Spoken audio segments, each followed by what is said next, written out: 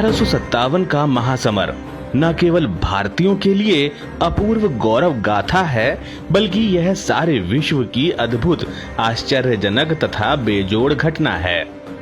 समूचे विश्व को हिलाकर रखने वाली भारतीयों की इस सामूहिक व देशव्यापी पहली चुनौती ने साम्राज्यवादी अंग्रेज सरकार के दांत खट्टे कर दिए थे। भारतीय स्वतंत्रता के इस प्रथम संग्राम में लाखों व्यक्ति इसमें मारे गए। लगातार 1 वर्ष से भी अधिक चला यह संग्राम अंग्रेजों के दमन व अत्याचार का सशक्त प्रतिकार था। यह संग्राम देश के किसी एक हिस्से या किसी एक वर्ग की ओर से नहीं, बल्कि देश की सभी दिशाओं में और समाज के सभी लोगों द्वारा लड़ा गया, जिसमें सैनिक, सामंत, किसान, मजदूर, दलित, महिला, बुद्धिजीवी सभी ने साथ दिया था।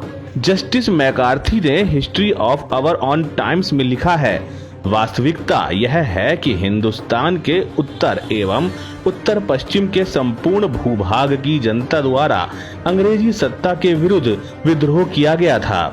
1857 का महासमर भारतवासियों के स्वतंत्रता प्राप्ति के समवेत स्वर व सामूहिक प्रयत्न का श्री गणेश था।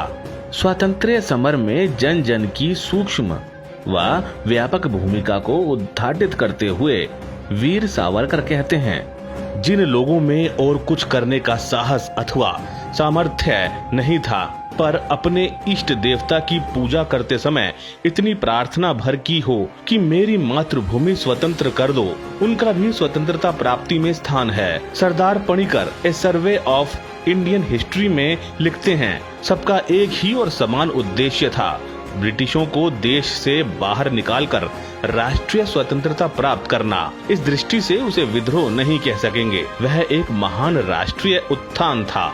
शिवपुरी छावनी में न्यायाधीश के सामने तात्या टोपे ने कहा, ब्रिटिशों से संघर्ष के कारण मृत्यु के मुख की ओर जाना पड़ सकता है, यह मैं अच्छी तरह से जानता हूँ। मुझे ना किसी न्यायालय की आवश्यकता है, ना ही मुकदमे में भाग लेना है। वासुदेव बलवंत फड़के ने कहा, हे हिंदुस्तान वासियों, मैं भी धतीची के समान मृत्यु को स्वीकार क्यों ना करूं। अपने आत्मसमर्पण से आपको गुलामी व दुख से मुक्त करने का प्रयास क्यों ना करूं। आप सबको अंतिम प्रणाम करता हूं। ईस्ट इंडिया कंपनी का हिंदुस्तान के ईसाईकरण पर जोर था। सैनिक छावनियों में राम, कृष्ण, पैगंबर, वेद व कुरान को ईसाई मिशनरी गालियां देते थे। 1857 में ईस्ट इंडिया कंपनी के बोर्ड ऑफ डायरेक्टर के अध्यक्ष ने हाउस ऑफ कॉमन्स में अपने भाषण में कहा, ईश्वर ने हिंदुस्तान का विशाल साम्राज्य इंग्लैंड के हवाले किया है, वह इसलिए कि हिंदुस्तान के एक छोर से दूसरे छोर तक ईसाई ध्वज लहराए। प्रत्येक को अपना समस्त सामर्थ्य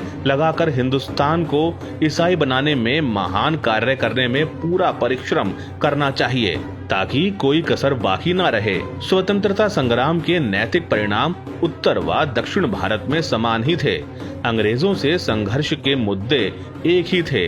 वीर सावरकर के शब्दों में कहना हो तो स्वराज्य, स्वधर्म संरक्षण ही साम्राज्य का मुख्य उद्देश्य था। 1857 का स्वातंत्र्य समर नाम से अमर बलिदानी वीर सावरकर ने जब एक चर्चित पुस्तक लिखी तो यह विश्व की पहली इतिहास पुस्तक है जिसे प्रकाशन से पूर्व ही प्रतिबंधित कर दिया गया। लंदन स्थित इंडिया ऑफिस में ग्रंथालय का भरपूर उपयोग कर 1909 में यह ग्रंथ वीर सावरकर ने लिखा था। लगभग 1.5 वर्ष तक संबंधित दस्तावेजों तथा ब्रिटिश लेखन के महासमुद्र में गोते लगाने का भाव और प्रयास सफल हुआ और आगे चलकर सावरकर जी के इस ग्रंथ को क्रांतिकारियों की गीता के रूप में प्रसिद्धि मिली। अनेक भाषाओं में इसका अनुवाद हुआ।